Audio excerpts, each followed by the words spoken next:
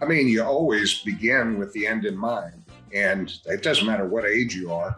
If you're setting goals, like we do at Productive Dentist, and like I've done my whole life, I'm setting, 1 year goals, 5-year goals, and then longer projections of where do I want to be in 10, 20 years.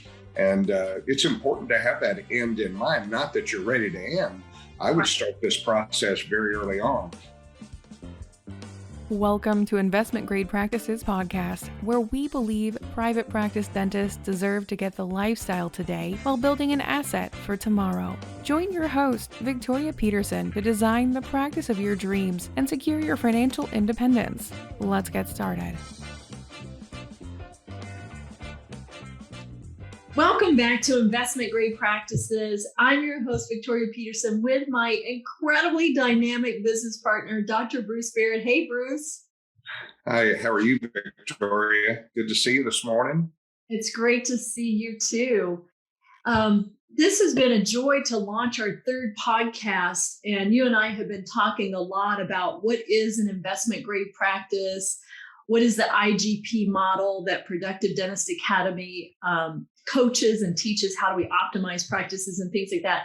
And you said something so profound the other day and so interesting. I wanted to bring you on as a guest to share with our audience your perspective of dentistry right now and what the opportunities are for not only the sellers, but the buyers. Where do you see the marketplace today? Yeah, in talking about what's happened over the past, 10 to 15 years, with the DSO and the aggregation of practices and forming larger group practices and that type of thing, that's got a lot of people scared. And what I've come to realize, and I sold to a DSO when I was 55 years old because I had built this huge practice and didn't really, myself and Dr. Busky, and we didn't really know where we would be going next as far as a transition or whatever. And so we ended up selling to a DSO. And it was fine. I can say, Heartland Dental, the group that I sold to, have done a good job with their docs. But when you throw "but" in, that means everything else you said before is irrelevant. And what I'll tell you is I've had the opportunity now to watch our doctors, senior docs, I'm going to call senior docs and young docs. I've watched our senior doctors having the same issues and the same problems and not knowing what to do. Where do I go when I'm ready to transition? How do I find a dentist that's interested? And, so my job or my thought process has always been, I love old docs because I'm an old doc. And how can I help them? How can we help them find the right doctors? I then flipped the switch and go to the young docs. Well, I had an opportunity to lecture at my alma mater, University of Texas San Antonio Dental School. This was, maybe 8 weeks ago. And what I've come, and we had a third of the entire dental school class from freshmen to seniors at that talk. And I probably spoke for about an hour on how great it is to be a dentist. And and you've made the right decisions because these guys and gals, which more are female than male, but they really have lost some of their entrepreneurial spirit. And when I say that, it wasn't intentional on their part.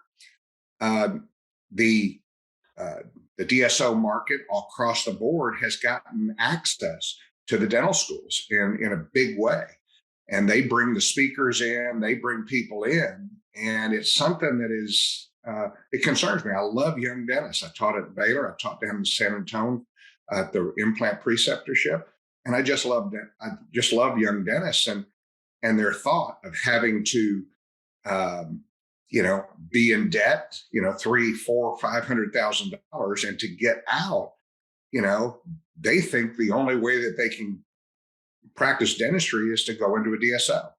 And there are some that go in and open their own practice and they're in a different maybe financial situation. They still want to, but what they're hearing over and over again is how tough it is, the difficulties of the debt, And I'll be honest, Victoria, I mean, debt is neither good nor bad. It's the cost of doing business. And what I share with these young dentists is there's great opportunity out there. There's amazing opportunity for you to go into a high value fee for service practice. And when I say fee for service, I'm not just 100% no PPOs. That's not the deal. But there are great practices out there that need great new young dentists to come in and help fulfill their transition of the senior doc. And so what I've been working on are those things. So I've really been enjoying this whole process with the old and the young. I love it. And I want to put a pin on a couple of the notes that you said there. Number one, you said, when I was 55, my partner and I looked around. We grew, I think your business was probably 4 million, 5 million at the time.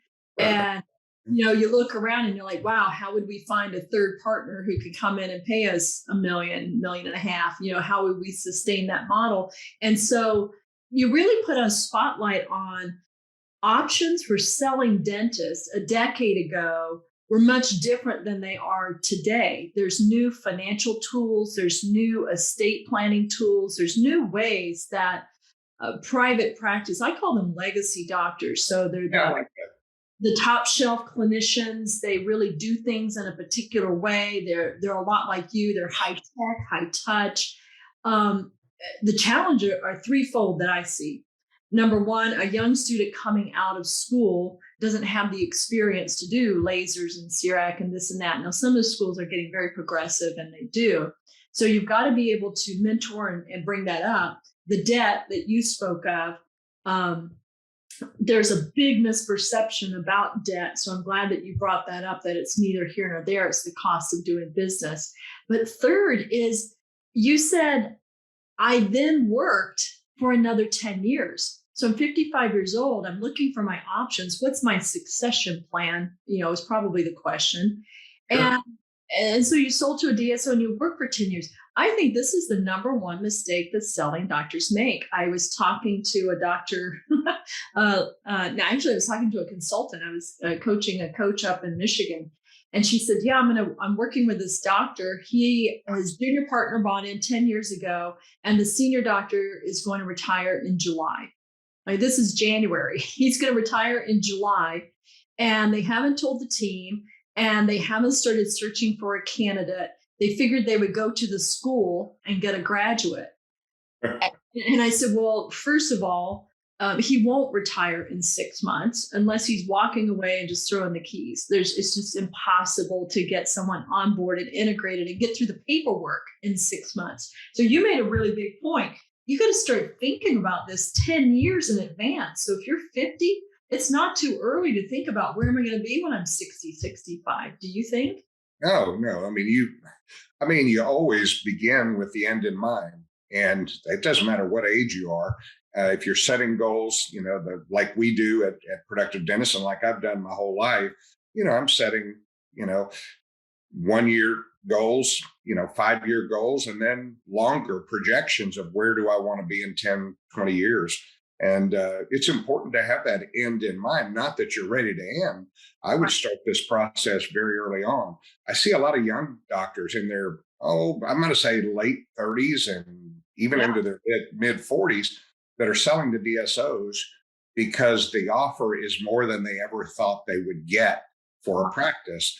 Unfortunately, if you look at your revenue that you're going to receive, it's very different when you're in private practice and you're in control as opposed to in a DSO environment. You might be making 25%, 28%, or 30% of what you've been doing. But when you were running your own business, you were taking home 40%. That doesn't sound like a big difference, that 10%, but trust me, if you're a producer and you're a great dentist and you're not planning on retiring for 15 years or 20 years, then it's huge dollars difference. And so what you ended up doing is passing the buck to, let them run my practice, which that really doesn't happen. You're still going to be running it, but you're also going to make less revenue. People say, yeah, Bruce, but I got $1 million. Well, $1 million in 2000 was pretty well, was really nice. Today, by the way, that's worth about 510,000. So unless you have a really good plan on what to do with that million, and you can turn it into a great return of 8-10% over yearly, then you don't have any business selling your business. And I would much rather see us bring in young docs into that environment that are trained, that are good businessmen, that also have an entrepreneurial spirit, that want to be in their own practice or in a small group or even a large group, which we're going to see more and more of. But you're bringing in these dentists to help, and with the opportunity for them to be able to buy in and the old guys transition away, the money's available. Hey, I thought of a new phrase the other day, Bruce. What's that? The OG meets the IG. The OG, the old guy meets the Instagrammers. Yeah, okay. Well, that right. I mean, that makes sense. OG, IG talking, then I think what I love in the conversations, and you and I are going into and I hope every listener does this. Bruce and I go into executive strategy and planning every year. Even though we're talking every month, every week, we set aside 2 or 3 days where we work on the business and we look at who are we today, where do we need to be tomorrow, what's happening. And our entire company is pivoting because of that into this language of how do we build an investment grade practice. And you're really putting a great spotlight on the fact that when you get burned out as an owner, and trust me, you and I have both been burned out more than once. Sure. Thank God we got each other, because we fire each other up, right? But what are your options? So you've invested in yourself, your clinical education, and really that's where the G and IGP comes in. Is it's time to grow the value beyond yourself into your team, into your associates. I saw a transition performa the other day, a doctor selling his practice. And I cringed because I know what I know and I know what you know. And the broker said, basically, don't pay attention to last year's revenues. They were down because the doctor chose to have a little more life balance for personal reasons. He cut back from 20 days a month to 17 days a month. We've convinced the owner doctor to work 20 days a month for the next 4 years. Therefore, the revenues will go up. And I just I bursted a blood vessel, because I thought that's what building an investment grade practice is all about. I get to live my lifestyle. I get to choose it. And I did the math. All they did was they took a doctor who was producing $5.10 an hour, added 3 more days to his schedule, and now he's going to produce $4.26 an hour. He's not going to increase productivity. You just don't. So thank you for being here today. What would you tell young dentists that are out there? Let's say that they graduated and they've been, honing their skills and getting their speed up. How do they find high quality? Because there's, that end of the equation too, young associates getting burned by going into practices where the doctor doesn't delegate, they promise partnership and it doesn't happen. What encouragement would you give them? It's, first of all, what I would tell somebody, a young dentist just getting out of school, is the same thing I told myself 42 years ago. I said, I want to learn more. I want to learn everything I can. I want to become clinically, I want to become a master, and I want to know how to do full mouth rehabs. I want to know how to place implants. That was my decision. I would say, as a young dentist, pick what you love. You may not know what you love right off the bat, but get involved in education. That may be when you get out, picking up speed. I went in the military for 4 years. It was great for me. I was able to pick up, and I've never been slow even in dental school, but I was able to pick up skills that I didn't have. And when I got out, I was ready for private practice. So if a young dentist is going to go into a DSO, one of my good friends wrote his doctorate thesis on job satisfaction for a dentist in a DSO. And we realized that about 70%, even more, are not really all that happy in that DSO environment. Plus, as a young dentist, you're going in, you don't have any assets. The DSO is going to continue to grow. And basically, you're going to end up working for Walmart. So have a game plan. Now, how do you find the investment grade practice? Well, there's a lot of them. I would say out of the 70% of the practices that are still left that aren't involved in a DSO, I'll go 80-20. 80% are not investment grade practices, but 20% are, meaning they're, again, high value, high touch, high technology, the place that I would want to go if I'm getting out of school. You could open up your own practice at some point, but you have the clinical skills to do it, and the business skills. And so those are the things that we're working on teaching young dentists of the business skills. Clinically, we've got programs that are put together to help the dentist increase their skill levels clinically. And then we're going to the old guys like me, and we're saying, you don't have to just sell your practice to a DSO. Could you? Yes, absolutely. There are times when it makes sense. But what I'll say is your legacy, a legacy practice in a town like Granbury, Texas, I don't really control what goes on in that practice that I built for 35 years. I was fortunate that the group that bought me has done a great job, but there are some that don't. And you end up with a legacy practice that's not so much of a legacy anymore because you didn't get to choose the associates, the quality, the labs, all of those things. And so we're putting together a group of, I'm going to call not super dentists, but just really high-end investment grade practice doctors that are looking for associates and looking not just an associate, but a partner long-term. And I think if we can connect the dots, which is what we're planning on doing this year, we're going to see amazing opportunities for younger dentists. And I say younger in their career, not necessarily in age, but younger in their career, to be able to get in a practice that they can become a legacy, in that practice as the old guy goes into his grandpa mode and you end up into full production mode. And then you bring in another younger dentist. I've practiced that way my entire career. I love it. Thank you for joining me today on Investment Grade Practices.